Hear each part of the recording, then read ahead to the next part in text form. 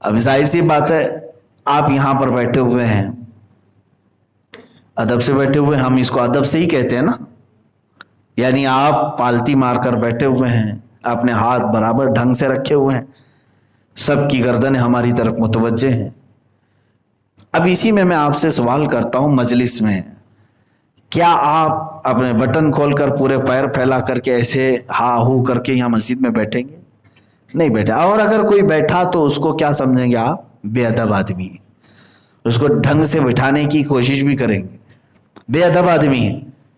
تو مجلس میں آپ کس کا ادب کر رہے ہیں؟ یہاں پر ظاہر سی بات ہے اللہ کا ادب یہ الگ بات ہے، فی الحال تو مولانا کا ادب کر رہے ہیں، سامنے تقریر چل رہی ہے، مولانا ممبر پر بیٹھے ہوئے ہیں، تو سلیقے سے بیٹھ جاؤ، سب بیٹھے ہوئے ہیں، تو آپ اندازہ کرو کہ ہماری مجلس میں یا ممبر پر ہمارے ہوتے ہوئے آپ اتنا ادب کر لیتے ہیں، جبکہ میری اپنی کوئی اوقات نہیں، تو وہ رب ذوالجلال جو پالنہار حقیقی ہے وہ ہر گھڑی ہر لحظہ ہمیں دیکھ رہا ہے، تو اپنی پوری زندگی میں اس کے تصور سے جو ادب آئے گا وہ تمہیں ولایت تک پہنچا دے گا۔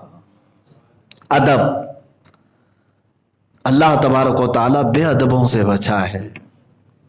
ایک بات یہ بھی یاد رکھ لیں، امام غزالی رحمۃ اللہ تعالیٰ علیہ کی ایک بڑی بات میں نے اس سے قبل ایک تقریر میں کہا تھا، آج پھر اس کو دہراتا ہوں۔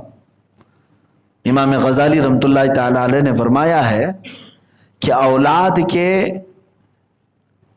حرام پیدا ہونے کی کئی وجوہات ہیں، جس کو حرامی کہتے ہیں، صرف زنا سے پیدا ہونے والے کو حرامی نہیں کہتے، اور بھی کئی وجوہات ہیں جس کی وجہ سے اولاد حرام پیدا ہوتی ہے، وہ کسی اور موقع پر میں عرض کروں گا۔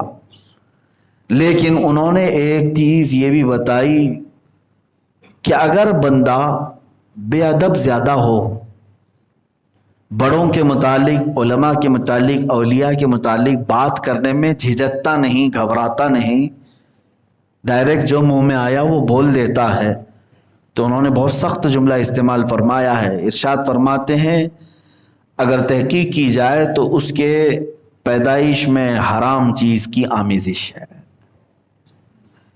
حلال طریقے سے پیدا ہونے والے کو اللہ تعالیٰ ادب عطا فرماتا ہے۔ پھر اس کے ماں باپ میں خطا ہوئی یا کہیں پر اس کے نطفے میں خطا ہو جاتی ہے، جس کی وجہ سے بے ادبی آ جاتی ہے۔ احتیاط اگر نہ کیا گیا ہو تب بھی بچے بے ادب ہوتے ہیں زیادہ۔ ایک ہوتا ہے گناہ کرنا، گنہگار ہونا، اور ایک ہوتا ہے بے ادب ہونا۔ مجھے یہاں پر ایک بات اور بھی یاد آتی ہے، ہمارے ایک حاجی صاحب ہیں اور کافی تجربہ کار، ان کی باتیں مجھے کبھی کبھار لگتی ہیں لینے کے قابل، بڑے بزرگ ہیں پرانے، وہ فرما رہے تھے ایک مرتبہ، جملہ ویسے کڑوا ہے، کہتے ہیں مفتی صاحب برا مت مانیے، میں ایک جملہ کہتا ہوں۔ کہا کیا ہے؟ کہا ہمارے زمانے کے جو بیوڑے تھے، بیوڑے اس کو شرابی وغیرہ کو کہتے ہیں نا، وہ فرما رہے تھے ہمارے زمانے کے جو بیوڑے تھے وہ اس زمانے کے اچھے اچھے ٹوپی اور داڑھی والوں سے بہتر تھے۔ تو میں نے کہا ایسا جملہ آپ کیوں کہہ رہے ہیں؟ توہین کے لیے تو نہیں؟ کہا نہیں توہین نہیں کر رہا ہوں، نہ داڑھی کی نہ ٹوپی کی۔ کہا پھر؟ کہا وہ بیوڑے تو تھے، گناہ کرتے تھے، شراب پیتے تھے، مسجد کے باہر سے جب جاتے تھے تو یوں کان پکڑ کے جاتے تھے، مسجد سامنے آ جائے تو ایسے کان پکڑ کر کے سر جھکا کر کے جاتے، اولیاء کے آستانے آ جائیں تو اپنے کان یوں پکڑ کر کے گزرتے تھے، یا پھر کوئی گناہ میں ہوتے، اذان ہو رہی ہوتی تو منہ پر رومال باندھ لیتے، کچھ تو کر کے کھڑے ہو جاتے تھے۔ وہ بیوڑے تھے لیکن اتنا ادب ضرور کرتے تھے۔ اور ہم نے آج کے زمانے میں اچھے خاصے علمی لباس میں، داڑھی اور ٹوپی میں، مسجد میں گالیاں دیتے ہوئے بھی لوگوں کو سنا ہے۔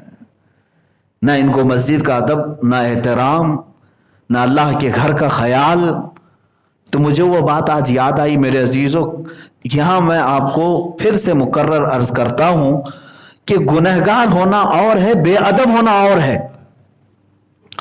گنہگار کے لیے اللہ تبارک و تعالیٰ کی رحمت بہت وسیع ہے، لیکن بے ادب جو ہوتا ہے یہ غرور اور تکبر میں آتا ہے، اسے ڈر کسی بات کا نہیں رہتا بے ادب آدمی کو، وہ اترا کر کے اس طرح کی حرکتیں کرتا ہے۔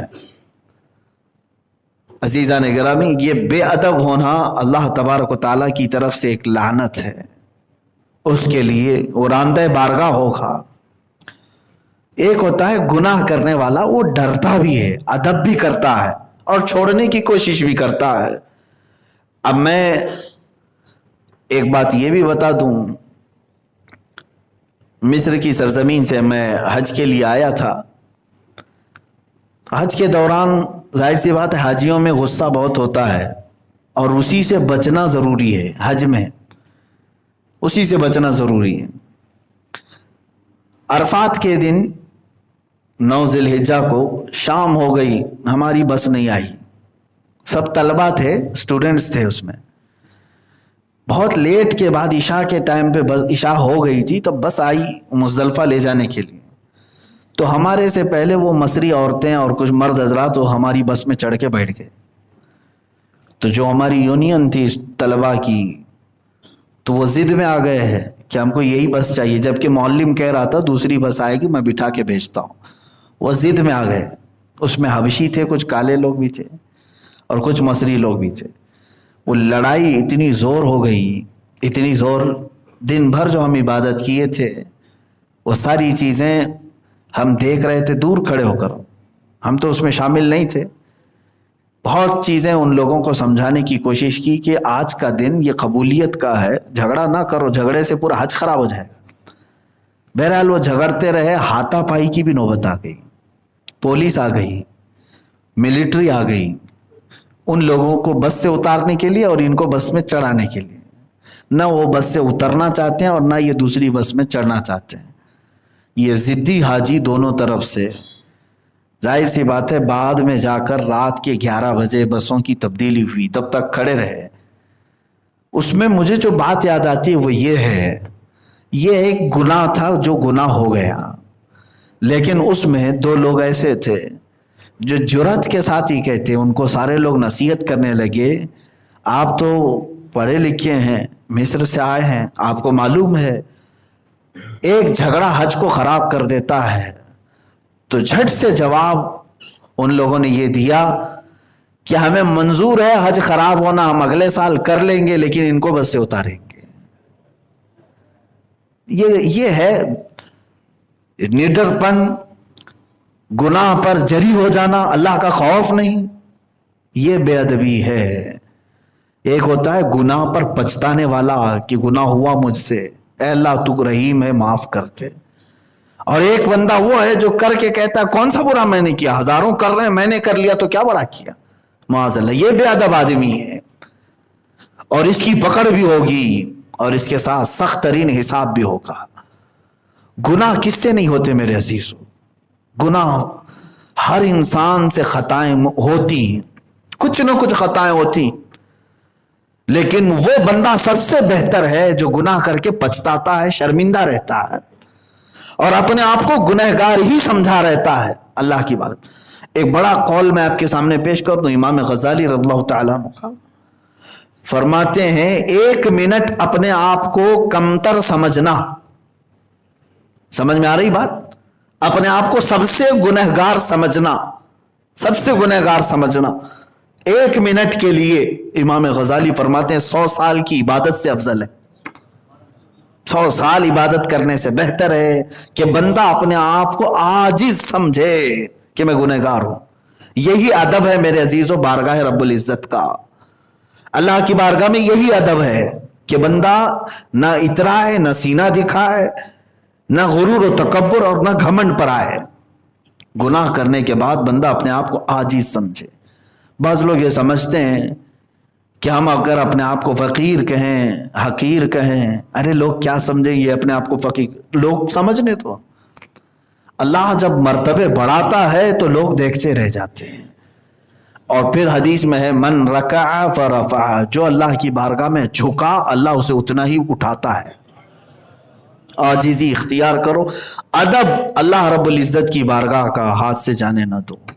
جب مسجد میں داخل ہو تو اس کا ادب مسجد سے نکلو تو اس کا ادب، یہاں تک کہ اللہ کے گھر کے متعلق فرمایا گیا اس میں بعض لوگ جیسے ناک میں سے کچرا نکال کر کے ڈالے ہیں، یہ تو اللہ کا گھر ہے۔ بعض لوگ اپنے کپڑے جھاڑتے رہے، بعض لوگ اپنے بال گرا دیے، تو فرمایا گیا تمہارے آنکھ میں جب تنکا جاتا ہے تو جتنا درد تمہیں ہوتا ہے اتنا ہی مسجد کو بھی درد ہوتا ہے کچرے گرانے سے۔ اللہ کا گھر ہے اور بندے کو یہاں یہی چاہیے کہ وہ ادب کرے۔ مجھے ایک بات یاد ہے، آج سے تقریباً 15-16 سال پہلے کی، ایک شخص کو میں نے دیکھا تھا، نماز ہو جاتی تھی عصر سے مغرب، روزانہ میرے پڑھنے کا زمانہ تھا، یہ جو پاپوش ہوتے ہیں مسجد میں پیر پوچھ کر کے لوگ اندر آتے ہیں، وہاں وہ بیٹھ جاتا تھا۔ میں سوچتا تھا کہ روز یہ یہاں بیٹھتا ہے عصر سے لے کے مغرب تک، پھر مغرب سے عشاء تک، لیکن ایک دن دیکھا کہ وہ دستی میں اتنے ساری چیزیں، اپنی پوری دستی میں کچھ باندھا اور لے جا رہا ہے۔ پوچھا میں کیا ہے؟ کچھ نہیں کہا، مسکرا کر چلا گیا۔ پھر اس کا معمول وہی تھا، میں نے دیکھا عصر کے بعد سب لوگ چلے جاتے ہیں تو بیٹھا ہے، ٹاٹ میں سے کچھ چن رہا ہے، وہی پاپوش میں سے، جو میٹ میں سے۔ تو میں نے اس سے پوچھا کہ بھائی یہ کیا کرتے کیا ہو؟ تو کہنے لگا کہ حضرت اللہ کے گھر میں نمازی آتے ہیں، روز صبح آتے ہیں، ظہر میں آتے ہیں، عصر میں آتے ہیں، میں نے سنا ہے کہ مسجد میں اگر کچھ گر جائے تو آنکھ میں جیسے تکلیف ہوتی ہے مسجد کو تکلیف ہوتی ہے، تو میں عصر سے لے کر عشاء تک جتنے بھی بال گرے ہوتے ہیں سب چن کے دستی میں رکھتا ہوں، اور عشاء کی نماز پڑھ کر کے وہ دستی کو لپیٹ کر کے وہ لے کر کے چلا جاتا ہے اور کہیں دفن کر دیتا ہے۔ روز کا اس کا یہی کام۔ مجھے اس دن اندازہ ہوا کہ اللہ کی بارگاہ میں ادب کرنے والے آج بھی اس طرح کے زندہ ہیں، ہمارا تصور بھی نہیں جاتا، ہمارا خیال بھی نہیں جاتا۔ یہ وہ لوگ ہیں جن کو اللہ رب العزت مقام رفعت عطا فرماتا ہے۔